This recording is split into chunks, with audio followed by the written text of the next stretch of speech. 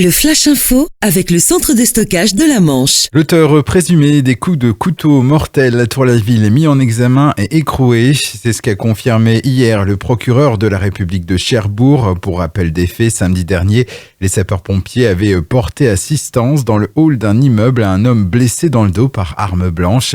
Les secours n'avaient pu le sauver. Le principal suspect, âgé de 37 ans, a reconnu avoir porté le coup fatal à la victime. Dans cette affaire, 2 autres personnes, un homme et une femme, ont été placés en garde à vue. Tous sont connus de la justice pour des faits de violence, tout comme l'homme décédé. Une autopsie sur le corps de la victime doit avoir lieu aujourd'hui. Un homme entre la vie et la mort après une chute du 7e étage de son immeuble dans le quartier des Provinces à Cherbourg. Ça s'est passé hier peu après 15 heures.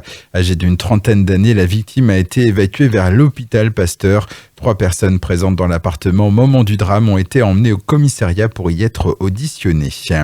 Près de 2000 foyers de Cherbourg-en-Cotentin ont été privés d'électricité hier. Une panne essentiellement localisée sur la commune déléguée de la Glacerie, du bas des Rouges-Terres jusqu'au centre commercial Auchan, en passant par le stade de la Saillanderie ou encore la rue Stéphane Mallarmé. La situation a pu être rétablie en soirée pour la quasi-totalité des endroits concernés. Avis aux artistes et groupes de musique amateurs du Cotentin, la 3e édition du tremplin de musique actuelle est lancée. Le dossier de candidature est à télécharger sur le site du circuit.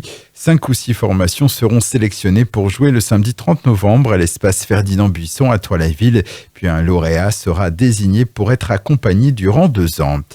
Enfin, un nouveau-né au zoo de Champrépu dans le Sud-Manche, près de Villedieu-les-Poêles. Un bébé suricate a vu le jour en fin de semaine dernière.